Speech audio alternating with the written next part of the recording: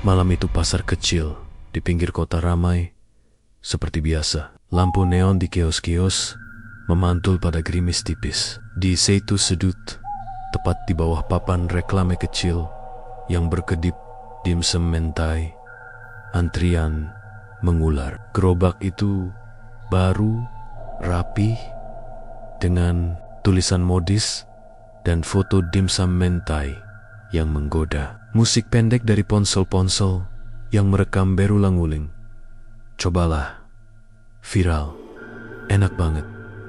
Aku berdiri di pinggir, menonton. Di zaman ini, sesuatu yang viral bisa membuat orang lupa akal. Sehat begitu, pikirku. Pemilik gerobak, lelaki paruh baya, dengan senyum lebar, sigap mengangkat tutup panci kukus. Semua sempurna. Saus kental, taburan nori, harga miring. Bukan cuma rasa, ada aura yang lain. Orang-orang menatap seperti orang menemukan obat mujarab. Setelah seharian kerja, apa bedanya sama dimsum biasa? Tanyaku pada seorang cewek yang baru saja mengunyah. Matanya masih basah sedikit, namun ia tersenyum seperti mabuk. Rasanya beda aja, ngesot gitu di lidah. Bikin pengen lagi, jawabnya sambil menunjuk video yang baru saja diunggah. Malam itu, aku cuma ingin menulis satu paruh artikel ringan, tren kuliner. Aku tidak sedang mencari cerita horor, tapi kabar selalu punya cara menyelinap masuk saat orang ramai.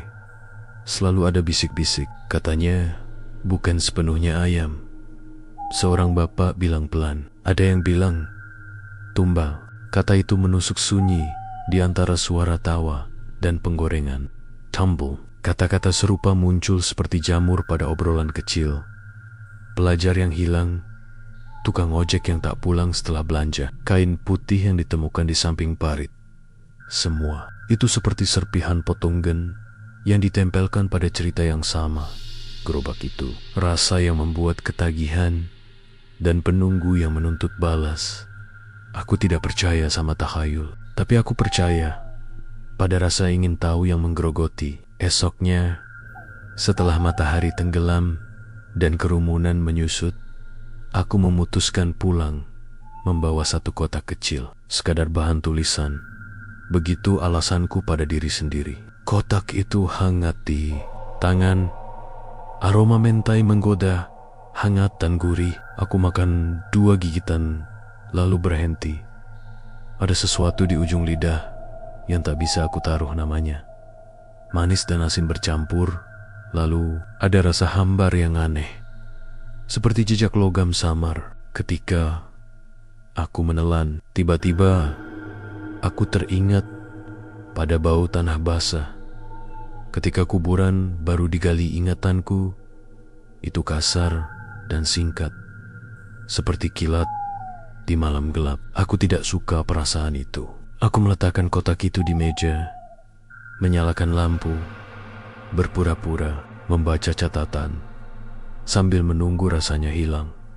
Malam berikutnya, ceritanya menjalar. Temanku, Nisa yang bekerja di kantor pos, berbisik bahwa adik tetangga sebelah rumah mereka tidak pulang sejak membeli dimsum itu. Sampai pagi cuma ada sepatu kecil di depan gerobak. Katanya, tidak ada yang berani melapor. Siapa yang mau dipercaya ketika sebuah gerobak makanan bisa menghidupi keluarga tetangga, memberi rejeki instan pada penjual, dan membuat orang-orang antri setiap malam. Rasa ingin tahuku berubah jadi sesuatu yang lebih gelap. Aku mulai memperhatikan hal-hal kecil.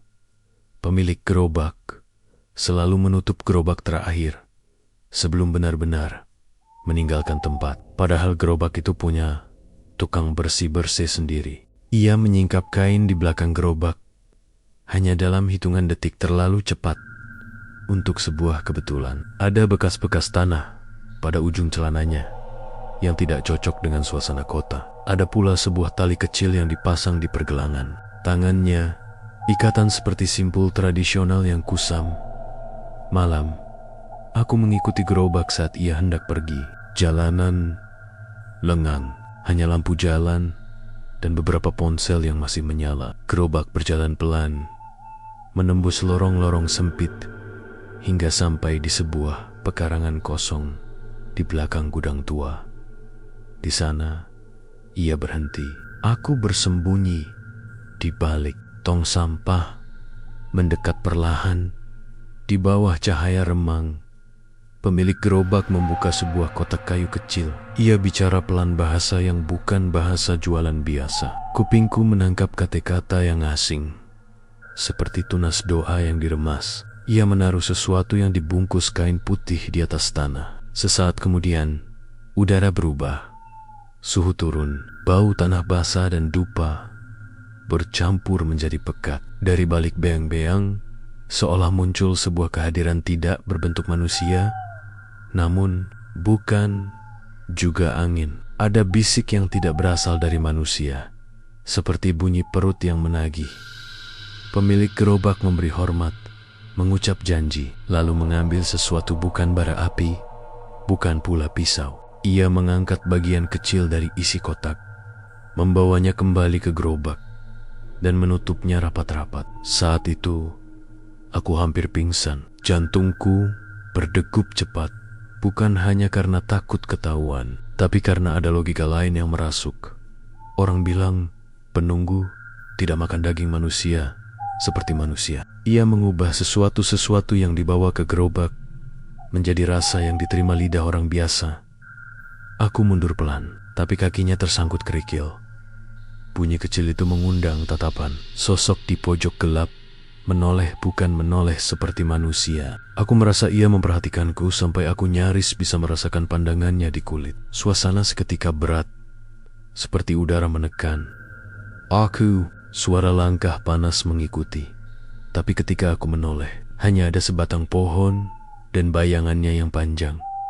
Di rumah, aku membersihkan mulut sambil menatap kotak kosong di meja. Di balik rasa bersalah karena mencurigai, makanan edar rasa takut yang tiba-tiba matinya sederhana. Rasa penasaran, aku mencoba menuliskannya jadi artikel biasa. Tapi kata-kata tersendat. Saat malam semakin larut, mulutku terasa getir. Di sana, di dasar tenggorokanku, aku seakan menyimpan memori yang bukan milikku. Poteng kentawa, suara yang berbisik hendak menunjuk satu nama. Keesokan paginya, poster kecil tertempel di tiang listrik. Foto anak muda yang hilang, wajahnya familiar tetangga, blok di sebelah. Pembeli setia gerobak minggu lalu. Nomor telepon di bawahnya berwarna pudar. Di pojok gambar ada coretan tinta. Jangan terlalu lapar. Aku memegang poster itu sampai kertasnya menggulung di telapak tangan. Di dalam kepalaku ada dua pilihan bodoh: menutup mata dan melanjutkan hidup seperti orang biasa, atau mengikuti sampai mengetahui kebenaran, meski kebenaran itu mungkin lebih buruk daripada ketidaktahuan. Aku tahu dengan cara yang dingin, dan pasti aku tidak akan bisa tidur jika memilih yang pertama. Malam demi malam, gerobak itu tetap laris. Rasa mentainya tetap memikat. Keanehan terus tumbuh seperti jamur. Pelanggan yang berubah dingin setelah makan. Suara rengekan kecil di balik tutup panci, dan bekas kain putih yang sesekali terlihat tersangkut di roda gerobak. Orang-orang bercerita, tetapi kata-kata mereka menjadi kabur ketika lampu neon padam. Mereka kembali menjadi tetangga yang tertawa, penasaran, dan lapar. Di meja tulisku, aku menulis judul yang belum matang. Dimsum mentai, penunggu kelaparan. Tangan ini gemetar saat aku mengetik. Ada rasa berat di kepala yang tak hilang. Dan aku menatap gelas yang masih berisi sisa rasa mentai, yang kini terasa seperti sesuatu yang ditinggalkan. Oleh malam aku mendengar satu suara tipis dari luar jendela. Masih lapar, ya? Suara itu tidak seperti suara manusia, sama seperti bisikan di pekarangan kosong. Aku menatap kegelapan. Di luar, sebuah bayangan lewat cepat, seperti orang yang menahan napas. Aku mengepalkan tangan, lalu menulis, besok aku akan kembali. Collie, ini bukan sekadar membeli. Di dalam kotak di meja, Sisa bungkus dimsum yang kuambil malam itu terbuka sedikit. Di tepi kertasnya hanya sebuah serpihan kecil, ada sesuatu yang menempel, sebuah serat tipis seperti kain putih yang pernah kulihat. Tipe ketika aku sentuh, rasanya dingin. Dondi kepala. Seperti bisikan yang terulang, aku mendengar janji yang bukan untukku. Makanlah, jangan takut. Kami memberi, kamu membayar. Aku menutup lampu. Kota di luar bernafas biasa, tapi aku tahu ada yang menunggu dengan kelaparan yang tidak akan pernah selesai. Gerobak dimsum itu semakin ramai. Siang hari, orang hanya membicarakan rasanya yang enak. Malam hari, gosipnya semakin menyeramkan. Aku masih menyimpan sisa bungkus dimsum di laci meja. Dan setiap kali membuka laci itu, aroma mentai samar selalu keluar, padahal bungkusnya sudah kering. Sejak malam aku mengikuti pemilik gerobak. Ada sesuatu yang aneh padaku. Tidurku tidak nyenyak. Setiap kali memejamkan mata, aku seperti mendengar kukusan mendesis di telinga. Bunyi situ berubah jadi bisikan. Lapar, lapar. Bagi aku, kadang-kadang bisikan itu seperti berasal dari dalam perutku sendiri. Aku berkeringat dingin, lalu terbangun sambil memegangi perut. Tapi aku tahu itu bukan lapar. Rasanya seperti ada mulut lain yang menagih, menempel di dalam tubuhku. Suatu malam, aku memutuskan untuk mendekat lagi. Pasar sudah sepi. Hanya tinggal beberapa kios kopi yang setengah menutup rolling door. Gerobak dimsum itu masih ada, meski antriannya sudah tidak seramai jam makan malam. Pemiliknya tampak sibuk membersihkan kukusan, tapi matanya tajam mengawasi sekitar. Aku memberanikan diri membeli lagi. Kali ini, satu porsi penuh, bukan sekadar 2 gigitan. Saat aku berdiri di depan gerobak, aku bisa melihat jelas isi kukusan.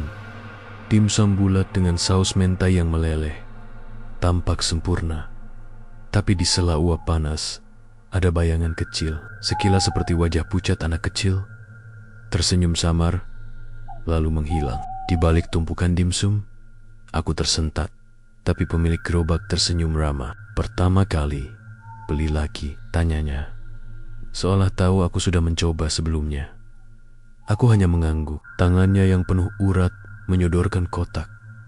Nikmati, rasanya akan terus melekat. Aku pulang dengan kotak itu, tapi bukan untuk dimakan. Aku ingin menelitinya. Di kamar, dengan lampu meja menyala redup, aku membuka satu dimsum. Aromanya semakin aneh, seperti mencampur gurih dengan bau anyir. Saat kurobek kulit dimsumnya dengan garpu, aku menemukan serat halus berwarna keabu-abuan, mirip rambut manusia yang sangat tipis. Aku menahan mual, tapi sebelum sempat membuangnya, tiba-tiba terdengar suara di luar jendela. Suara langkah kaki, pelan tapi berat, seperti seseorang menyeret kaki di tanah. Aku menutup kotak dan menunggu.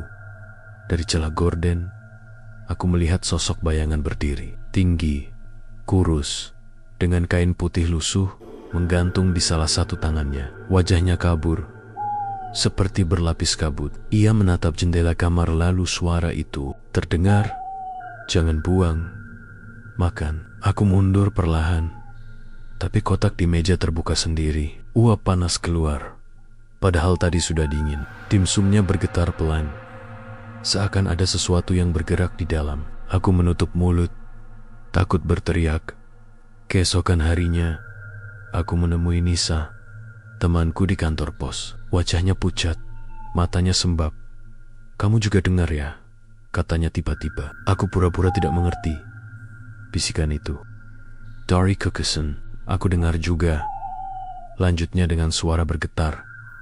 Ternyata dia juga membeli dimsum itu minggu lalu. Sejak itu, ia sering mendengar suara anak kecil di dapurnya setiap malam, memanggil dengan nada rengekan lapar. "Aku buang ke tong sampah," katanya.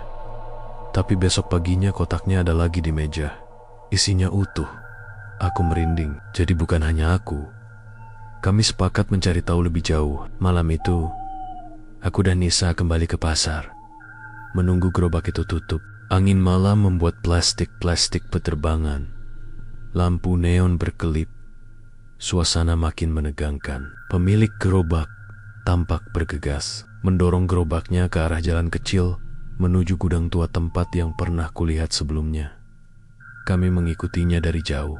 Di gudang itu, ia berhenti lagi. Tapi kali ini, kami melihat lebih jelas. Pemilik gerobak membuka kain putih panjang yang ia bawa. Di dalamnya, ada sesuatu seperti tubuh kecil, pucat, tanpa wajah jelas.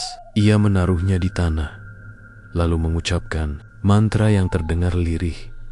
Dari kegelapan gudang, muncul suara-suara lain. Tangisan, rengekan, tawa kecil bercampur menjadi satu. Suara itu menyatu dengan bunyi kukusan yang ia bawa. Semakin lama semakin nyaring, hingga menyerupai jeritan. Aku hampir pingsan. Sementara Nisa menutup mulutnya, ropet-ropet, agar tidak berteriak. Lalu sesuatu muncul, bayangan besar, tinggi, kurus, dengan mulut menganga lebar. Matanya kosong, hitam pekat, tapi di dalamnya ada cahaya merah kecil seperti bara. Sosok itu menunduk ke arah pemilik gerobak, lalu melahap tubuh kecil tanpa wajah itu dalam sekali suap. Pemilik gerobak tersenyum. Ia menutup kukusannya, dan uap yang keluar tiba-tiba berubah harum-harum seperti dimsum mentai yang biasa dijualnya. Aku dan Nisa saling pandang. Tubuh kami gemetar. Keringat dingin mengucur. Saat kami hendak mundur, bayangan itu menoleh. Matanya yang merah seperti bara menatap lurus ke arah kami. Bisikannya menggema di kepala. Sudah melihat. Sekarang giliran kalian yang memberi. Kami lari sekencang mungkin malam itu. Tapi sejak kejadian itu, ada sesuatu yang salah. Di telingaku, suara kukusan tak pernah berhenti. Di perutku, ada rasa lapar yang tidak bisa dipuaskan makanan biasa. Dan setiap kali aku melihat orang mengantri di gerobak dimsum mentai itu, aku merasa ingin ikut bergabung. Bukan hanya untuk makan, tapi untuk menyerahkan sesuatu yang lebih gelap dari sekadar uang. Nisa bilang, kita sudah ditandai. Aku tahu ia benar.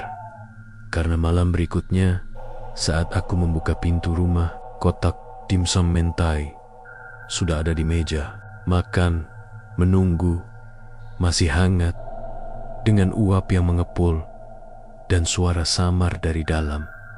Cepatlah makan, sebelum aku yang makan kamu. Sejak malam kotak dimsum itu muncul sendiri di rumahku, aku tidak lagi bisa tidur dengan tenang. Aku menutup rapat semua jendela, mematikan lampu, bahkan menumpuk kursi di depan pintu. Tapi tetap saja, aku terbangun di tengah malam oleh suara. Kukusan mendesis. Kali ini lebih jelas, seperti ada yang memasak di dapurku sendiri.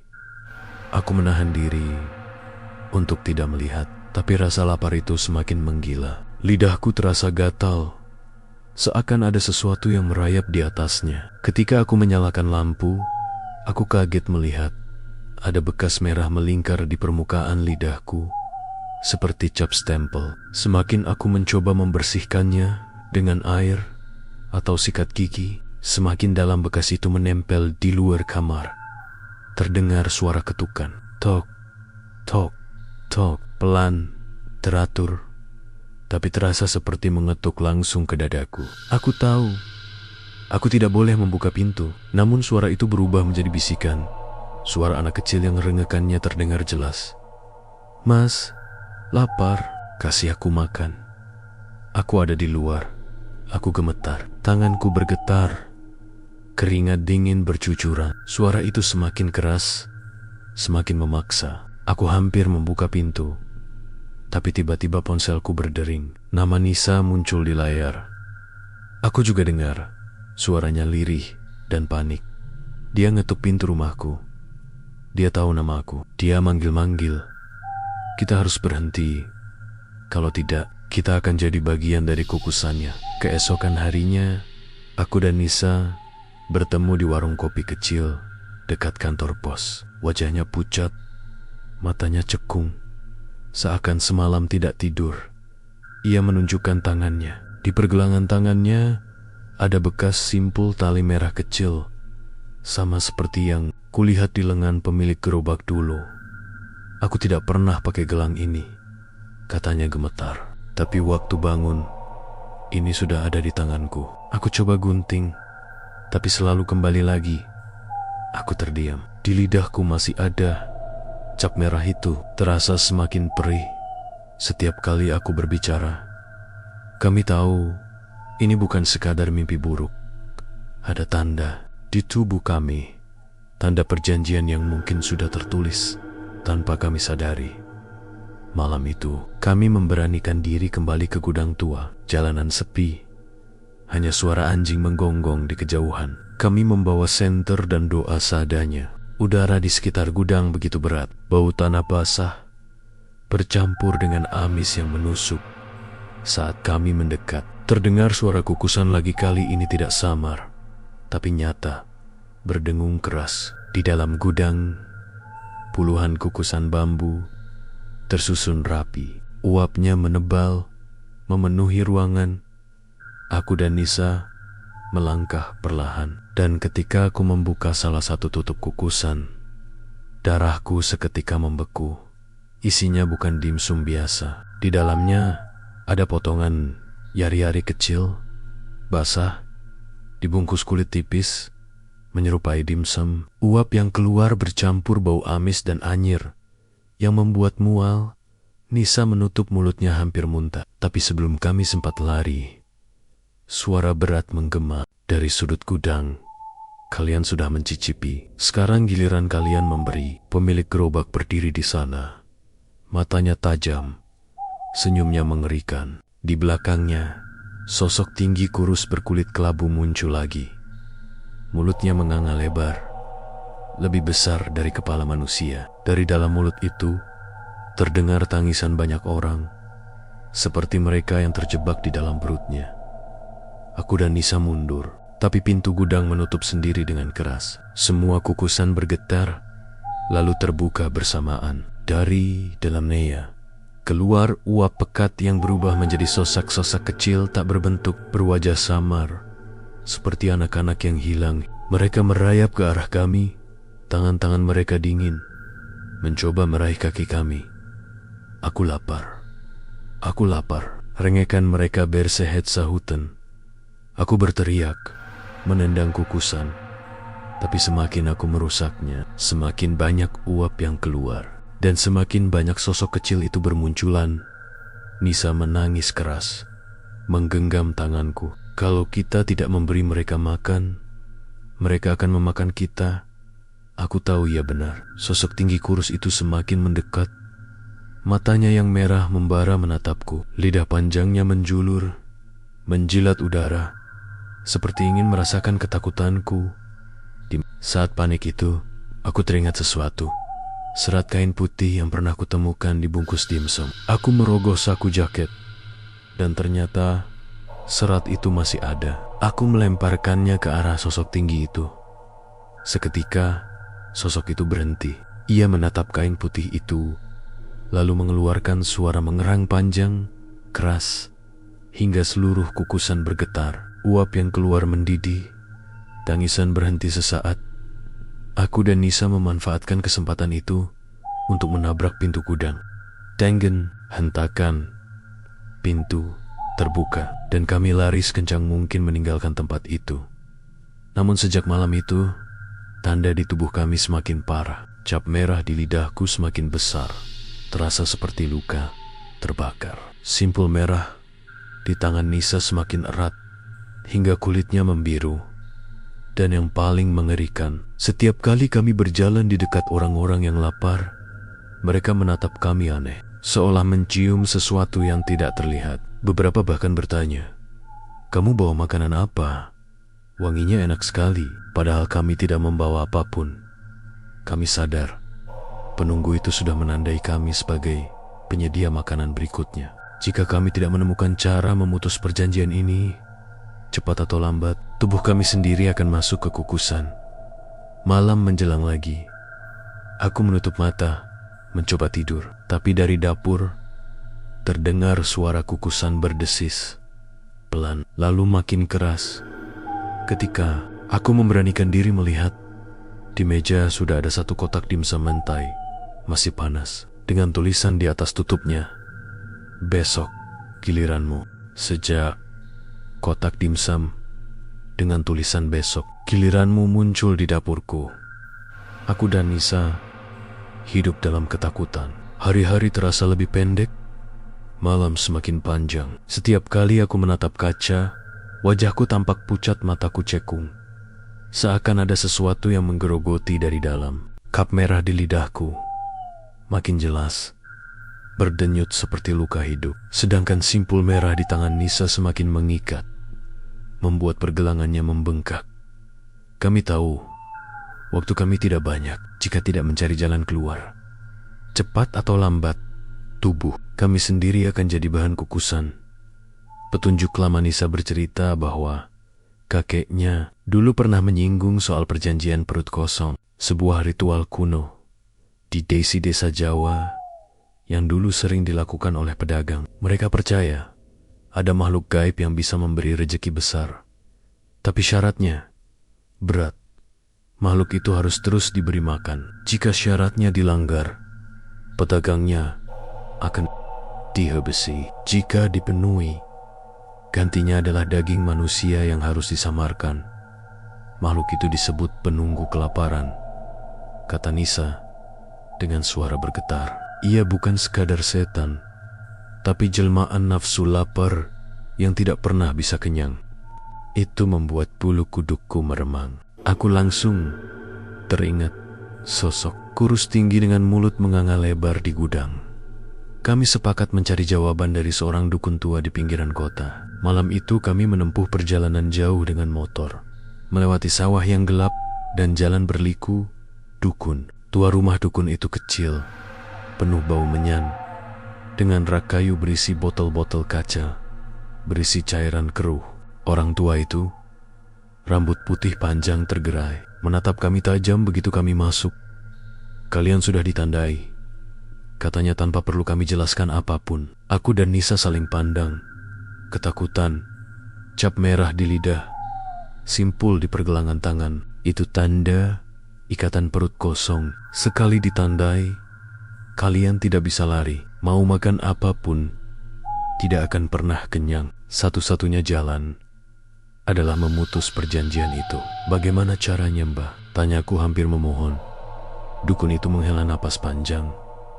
Gerobak itu bukan sekadar alat dagang. Ia sudah dijadikan wadah tempat singgah makhluk kelaparan. Itu, kalau kalian ingin lepas, kalian harus menghancurkan gerobak itu dan memutus ikatan pemiliknya. Tapi hati-hati, gerobak itu dilindungi. Siapapun yang berusaha merusaknya akan dihadang oleh Roro yang sudah jadi tumbalnya. Aku dan Nisa terdiam. Rasa takut bercampur dengan tekad. Kami tahu apa artinya. Jika gagal, bukan hanya kami yang mati, tapi jiwa kami bisa ikut jadi makanan. Malam penentuan beberapa hari kemudian, kami menunggu pemilik gerobak selesai berjualan. Dari kejauhan, kami melihat orang-orang masih antri seperti biasa, tertawa, merekam video, tidak tahu bahwa makanan yang mereka lahap bisa saja berasal dari daging manusia. Ketika pasar sepi, pemilik gerobak mendorong gerobaknya menuju gudang. Tua, malam itu gelap, hanya bulan separuh yang menggantung. Kami mengikuti pelan-pelan, jantung berdegup kencang di dalam gudang. Ia mulai melakukan ritual lagi, membuka kain putih, mengucap mantra, lalu kukusan mulai berdesis. Uap memenuhi ruangan, tangisan samar terdengar. Aku memberi isyarat pada Nisa. Dengan tangan gemetar, aku mengeluarkan botol kecil berisi cairan dari dukun tua, air campuran bunga, darah ayam, dan garam hitam. Katanya, cairan itu bisa melemahkan roh yang menempel pada benda. Kami mendekat ke gerobak. Saat aku menyiram cairan itu ke roda dan kukusan, tiba-tiba gerobak bergetar keras. Uap panas menyembur menjerit seperti suara manusia yang dibakar hidup-hidup. Pemilik gerobak menoleh. Wajahnya berubah, matanya merah menyala, suaranya menggema seperti lebih dari satu orang. Berani kalian melawan perjanjian ini? Tiba-tiba, sosok tinggi kurus itu muncul lagi. Kali ini lebih jelas. Kulitnya merekah, urat-uratnya menonjol, mulutnya menganga hingga hampir menyentuh lantai. Dari dalam mulutnya, ratusan tangan kecil meraih Kaliwer, berusaha menangkap kami. Teror kukusan, semua kukusan di gerobak terbuka bersamaan. Dari dalamnya keluar wajah-wajah manusia. Sebagian masih utuh, sebagian hanya potongan, menangis dan berteriak minta tolong. Uap panas memenuhi ruangan hingga sulit bernapas. Nisa berteriak sambil menyiramkan cairan ke bagian lain gerobak. Suara jeritan semakin keras, tapi tiba-tiba simpul merah di tangannya menyala, membakar kulitnya. Ia jatuh berlutut, kesakitan.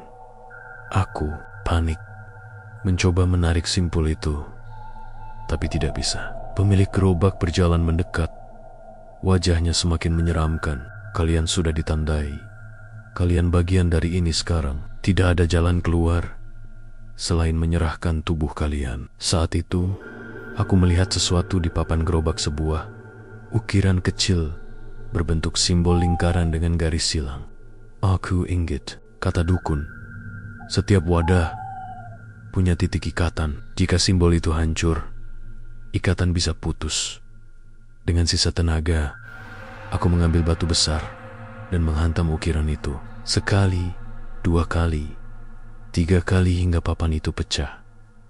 Ledakan uap gerobak berguncang hebat. Uap meledak ke segala arah. Jeritan roh-roh terdengar panjang, lalu menghilang satu persatu. Sosok tinggi kurus itu meraung.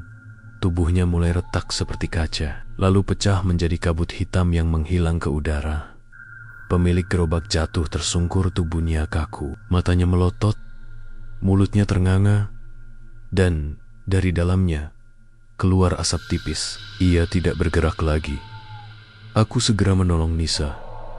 Simpul merah di tangannya lenyap, hanya menyisakan luka bakar hitam. Cap di lidahku juga perlahan memudar. Meski rasa sakitnya masih terasa, kami berdua terduduk di lantai gudang, lemas, dikelilingi pecahan gerobak dan kukusan yang gosong.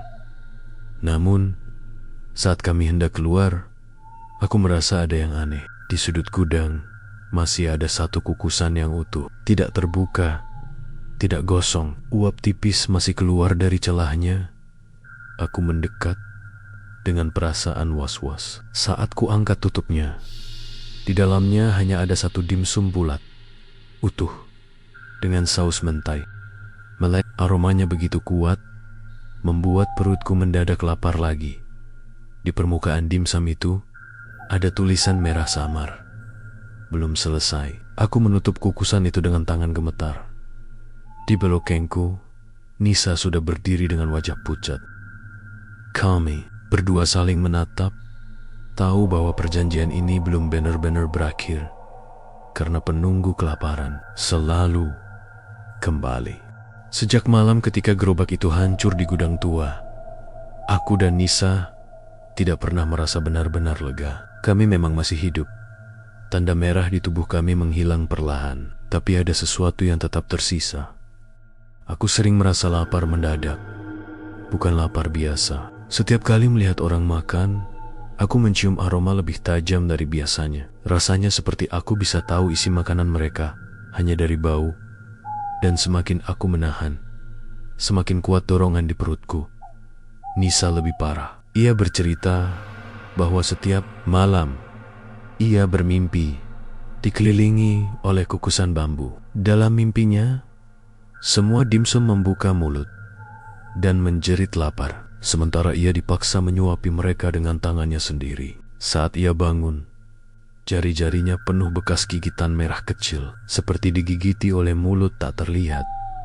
Kembali ke gudang kami, tahu sesuatu belum selesai. Maka dengan nekat, seminggu setelah kejadian itu, kami kembali ke gudang tua. Saat tiba, kami mendapati bangunannya sudah dipasang garis polisi. Rupanya, ada warga yang melapor soal bau busuk dari sana. Namun yang membuat bulu kuduku berdiri, garis polisi itu sudah sobek, pintu gudang terbuka, dan di dalamnya kosong. Tidak ada sisa gerobak, tidak ada kukusan gosong, seakan semua disapu, bersih. Ada yang mengambilnya, bisikku. Nisa mengangguk pucat. Mungkin penunggunya belum hilang. Dia cuma pindah tempat. Tanda baru malam itu, sesuatu mulai mengganggu lagi. Aku sedang menulis di meja, ketika tiba-tiba aku mendengar suara kukusan berdesis, padahal aku tidak sedang memasak. Dari dapur, aku melihat uap tipis keluar dari kompor. Meski kompor mati, aku mendekat dan hampir pingsan. Di atas meja dapur ada piring kosong, tapi di dalamnya uap panas mengepul, membentuk tulisan samar. Makanlah, atau aku yang makan kamu. Aku menutup mata, gemetar. Saat ku buka lagi, piring itu kosong, tapi bekas panasnya masih terasa. Di waktu yang sama, Nisa meneleponku dengan suara panik. Dia ada di kamarku. Aku lihat sosok tinggi kurus itu berdiri di pojok kamar. Cuma diam, tapi matanya merah menyala. Dia tersenyum. Aku gak bisa gerak dan aku langsung berlari ke rumahnya. Saat sampai, aku mendapati Nisa terduduk di lantai, menangis. Di tembok kamarnya ada bekas uap seperti tangan besar menempel. Nafsu yang menempel kami akhirnya menghadap dukun tua itu lagi. Wajahnya tampak lelah, seolah ia sudah tahu kabar buruk yang kami bawa. Makhluk itu tidak mati dengan hancurnya gerobak. Katanya pelan, gerobak hanya wadah. Yang sebenarnya ia incar adalah kalian orang yang sudah mencicipi, sudah menandai. Sekarang ia menempel di tubuh kalian. Aku tercekat.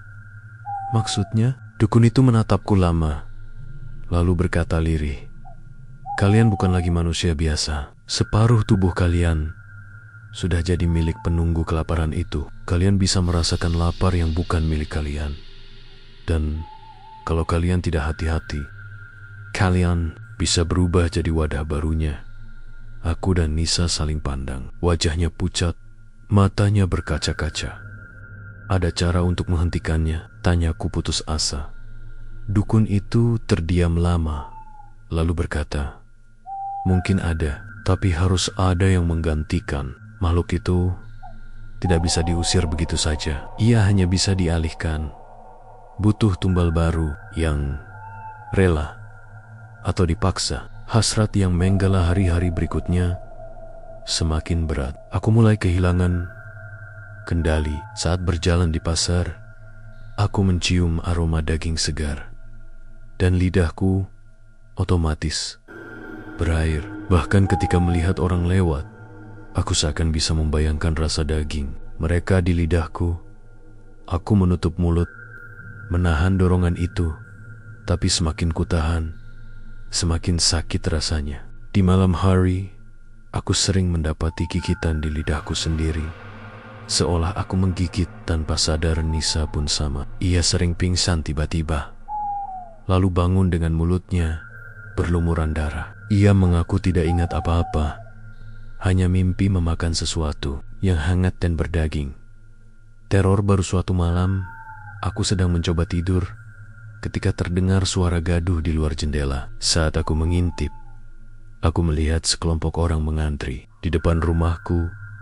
Mereka berdiri diam, matanya kosong, wajahnya piut. Di tangan mereka, masing-masing memegang uang receh. Mereka menunggu, seakan rumahku adalah gerobak baru. Aku mundur dengan tubuh gemetar. Dari belakangku, ku dengar suara desis kukusan semakin keras. Saat aku menoleh, di ruang tamu sudah ada satu meja kayu. Di atasnya kukusan bambu mengepul, penuh dimsum mentah yang hangat. Aku menutup mulut, menahan teriakan. Uap dari kukusan itu perlahan membentuk wajah kurus tinggi dengan mata merah menyala. Ia tersenyum, lalu berbisik, "Gerobak, sudah, kini giliranmu jadi wadah." Sejak malam itu, hidupku dan Nisa semakin tidak masuk akal. Aku merasa seperti sedang berjalan di garis tipis antara manusia dan sesuatu yang lain. Ada malam-malam, ketika aku terbangun, lidahku masih mengecap rasa asin gurih. Padahal aku tidak makan apapun, dan yang lebih menakutkan, kadang aku menemukan serpihan kuku atau rambut asing di mulutku. Nisa bahkan lebih parah. Tubuhnya semakin kurus, matanya cekung, tapi di balik itu, senyumnya sering terlihat aneh. Ada saat-saat ketika ia menatapku bukan sebagai sahabat, tapi seperti pemangsa menatap mangsanya. Lapar yang tidak wajar setiap kali lapar datang. Aku tidak lagi bisa menikmatinya seperti manusia biasa. Aku mencoba makan nasi, lauk, apa saja. Tapi semuanya hambar, seperti pasir. Rasa kenyang tidak pernah datang. Yang membuatku ketakutan justru aroma tubuh manusia yang semakin kuat. Setiap kali aku berada di keramaian, aku bisa mencium wangi hangat dari kulit orang-orang di sekitarku. Itu bukan bau parfum, bukan bau keringat, tapi sesuatu yang lebih dalam, lebih menggoda. Suatu sore, aku berjalan di pasar. Seorang ibu lewat sambil menggendong anak kecil. Entah kenapa, aku tiba-tiba membayangkan anak itu seperti dimsum kecil yang siap digigit. Aku tersentak, berlari menjauh sambil menutup mulutku. Di saat yang sama Nisa menelepon. Suaranya serak, nyaris seperti bukan dirinya. "Dava, aku gak kuat, aku barusan hampir..." Ia terisak. Lalu suaranya pecah, hampir menggigit tangan ponakanku sendiri. Perubahan pada tubuh malam itu, aku memperhatikan tubuhku di depan cermin. Ada garis tipis merah yang merayap di bawah kulitku, seperti urat yang menyala samar. Saat kuusap, terasa panas. Aku menjerit pelan saat melihat sesuatu bergerak di balik kulit perut. Seperti ada uap yang berusaha keluar dari mulutku, terembus bau anyir daging mentah. Nisa juga mengalami hal serupa. Di pergelangan tangannya muncul pola melingkar, mirip cap dari kukusan bambu. Bekas itu berdenyut pelan, seolah hidup. Kami berdua sadar, tubuh kami perlahan berubah menjadi wadah baru, bayangan penunggu suatu malam. Saat listrik di rumah padam, aku melihatnya lagi. Sosok tinggi kurus itu berdiri di pojok kamar. Matanya merah, mulutnya robek lebar, dan di tangannya ia membawa kukusan bambu penuh asap. "Aku lapar," suaranya berat, bergema di kepalaku. Aku menutup telinga, tapi suaranya justru terdengar semakin jelas. Ia mendekat, meletakkan kukusan itu di meja belajarku. Saat kukusan dibuka, bukan dimsum yang keluar, melainkan potongan daging manusia yang masih hangat. "Aku lapar," ia mengulang. Kali ini, suaranya berubah menjadi suaraku sendiri. Aku berteriak, tapi tubuhku tak bisa bergerak. Saat kuluaskan pandangan, aku melihat wajahnya berganti dari wajah asing itu menjadi wajahku sendiri. Tersenyum bengkok. Ritual yang gagal dengan sisa tenaga. Aku dan Nisa kembali menemui dukun tua itu. Kami memohon agar ia mengusir makhluk tersebut. Dukun itu menyiapkan ritual besar di malam Jumat Kliwon. Kami duduk di lingkaran. Asap dupa memenuhi ruangan. Mantra dibacakan. Tubuhku bergetar hebat. Dari dalam dada, aku merasakan sesuatu berusaha keluar. Namun tiba-tiba, suara kukusan berdesis keras dari pojok ruangan. Uap putih menyelimuti dukun, dan sekejap kemudian, wajahnya pucat ketakutan. "Tidak, dia sudah terlalu dalam." "Dia sudah menjadikan kalian wadah." Seketika lilin padam. Dari kegelapan, suara tawa panjang menggema. Nesa menjerit, tubuhnya kejang. Lalu dari mulutnya keluar uap pekat, membentuk wajah penunggu itu. Dukun mencoba melanjutkan mantra, tapi tubuhnya mendadak terhempas ke dinding. Darah segar keluar dari mulutnya. Ia terkulai, tak bergerak lagi. Awal dari akhir sejak ritual itu gagal. Kami tidak pernah sama lagi. Nisa jarang terlihat di luar rumah. Kadang aku mendengar kabar dari tetangga. Ada jeritan aneh dari dalam kamarnya. Ada bau daging panggang yang keluar dari jendela meski ia tidak memasak apapun. Aku sendiri mulai kehilangan kendali atas pikiranku. Ada malam ketika aku bangun dengan tangan penuh darah, tapi tidak tahu darah siapa. Yang paling mengerikan, orang-orang mulai berdatangan, bukan dipanggil, bukan diundang. Mereka datang sendiri, membawa uang receh, berdiri di depan rumahku. Mereka tidak bicara apapun, mereka hanya menunggu. Dan ketika aku membuka pintu, tanpa sadar, di hadapanku sudah ada meja kayu dengan kukusan bambu mengepul. Aku tidak lagi tahu apakah itu nyata atau hanya ilusi. Yang jelas, aku merasakan senyum lebar mengembang di wajahku sendiri, padahal aku tidak menginginkannya. Di dalam kepalaku, suara itu bergema sekali lagi. Kalianlah gerobak baru, waktunya melayani nafsu kelaparan. Hari-hari terakhirku tidak lagi terasa seperti hidup. Aku lebih sering berjalan dengan pikiran kosong. Hanya tubuh yang bergerak mengikuti bisikan yang tak bisa kutolak. Nafsu lapar itu bukan lagi sekadar rasa di perut dia, telah menjalar ke tulang, ke otot, bahkan ke pikiranku. Nisa pun begitu. Tubuhnya semakin kurus, tapi matanya penuh cahaya aneh. Senyum yang dulu hangat, kini berubah menjadi senyum bengkok, seolah ia menikmati penderitaan yang bahkan tak bisa dijelaskan dengan kata-kata. Kami berdua tahu tidak ada jalan kembali. Malam di depan rumah orang-orang tetap datang, semakin banyak setiap malam. Mereka berbaris dengan wajah kosong, seperti orang tidur berjalan. Di tangan mereka masih ada uang receh. Bahkan ada yang membawa perhiasan kecil atau apapun yang dianggap sebagai pembayaran. Di depan rumahku selalu muncul meja kayu yang tidak pernah kutaruh. Di atasnya kukusan bambu mengepul dengan aroma gurih menusuk hidung. Ketika kukusan itu dibuka, isinya selalu sama.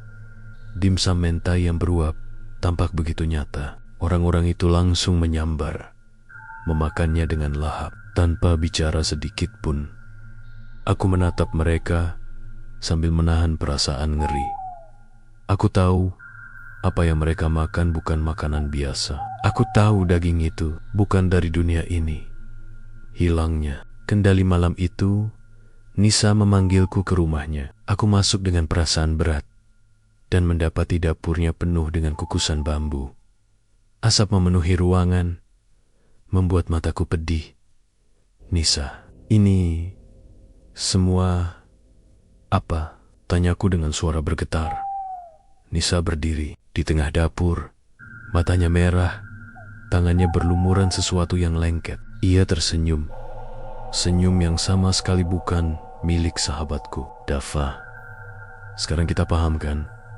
Kita bukan lagi manusia, kita wadah, kita pelayan, kita penerus gerobak itu. Aku mundur, tapi tiba-tiba punggungku menempel pada sesuatu yang panas. Saat kutoleh, ada kukusan besar yang tak pernah ada sebelumnya. Tutupnya bergetar, seakan sesuatu di dalam berusaha keluar. Ayo dah, bisik Nisa. Kita tidak bisa melawan, kita harus melayani. Kalau tidak, dia akan memakan kita duluan. Pesta dimsum terakhir tengah malam. Jalan depan rumahku berubah seperti pasar gaib. Puluhan orang datang, bahkan ada yang aku kenal sebagai tetangga sendiri. Semua berdiri dengan mata kosong. Meja kayu muncul lagi, lebih besar kali ini. Kukusan demi kukusan menumpuk, mengepul tanpa henti. Aku dan Nisa berdiri di belakang meja, seperti penjual dimsum pada umumnya. Bedanya, tangan kami bergerak sendiri, menyajikan dimsum ke piring-piring kosong. Setiap kali seseorang mengambil dan memakan, aku melihat kilasan wajah mereka berubah. Mata melotot, mulut penuh darah, lalu kembali kosong lagi, seperti tidak terjadi apa-apa. Aku ingin berteriak, ingin berhenti, tapi tubuhku tidak mendengar perintahku. Suara itu terus menggema di kepalaku. Layanilah, layanilah nafsu kelaparan. Tumbal terakhir di tengah kerumunan, aku melihat sesuatu yang membuat jantungku hampir berhenti. Ibuku, ia berdiri di barisan paling depan, membawa uang receh di tangannya. Ibu, teriakku dengan air mata bercucuran, tapi tubuhku justru mengambil sepotong dimsum dari kukusan, lalu menyodorkannya ke tangan ibuku. Aku berusaha melawan, berteriak dari dalam tubuhku sendiri, tapi suaraku tenggelam. Tenggang, berhenti. Ibuku membuka mulut dan memakan dimsum itu. Sejenak, matanya menatapku kosong, sebelum perlahan-lahan wajahnya pucat dan tubuhnya goyah. Ia tersenyum bengkok, sama seperti orang-orang lain. Air mataku jatuh deras, hatiku hancur. Aku sadar, tidak ada lagi manusia di sekelilingku. Semua hanyalah boneka lapar. Gerobak baru pagi harinya, ketika semua orang sudah pergi. Aku melihat sesuatu di halaman rumah. Gerobak, persis seperti gerobak dimsum kekinian yang dulu kami curigai. Catnya masih baru, roda berkilau, dan di dalamnya penuh dengan peralatan lengkap, kukusan, panci, bahkan benar bertuliskan dimsum mentai kekinian. Aku dan Nisa berdiri di depannya. Tubuh kami gemetar, tapi senyum bengkok tetap menempel di wajah, seakan bukan lagi kehendak kami. Sekarang giliran kita dah, bisik Nisa dengan suara serak. Gerobak ini milik kita, dan kita milik dia. Aku menatap gerobak itu dengan perasaan hancur. Dalam bayangan kaca, aku tidak lagi melihat wajahku sendiri. Yang kulihat hanyalah wajah sosok kurus tinggi bermata merah, tersenyum puas. Sejak hari itu, gerobak dimsum kekinian kami selalu laris. Orang-orang antri setiap malam, berebut untuk membeli. Tak seorang pun sadar bahwa mereka sedang menyerahkan diri pada nafsu kelaparan. Aku dan Nisa hanya berdiri di belakang meja, melayani dengan senyum yang bukan milik kami. Tubuh kami hanyalah wadah. Jiwa kami sudah lama habis, dan di balik setiap kukusan yang mengepul, ada bisikan yang tak pernah berhenti. Makanlah sebelum kau yang dimakan.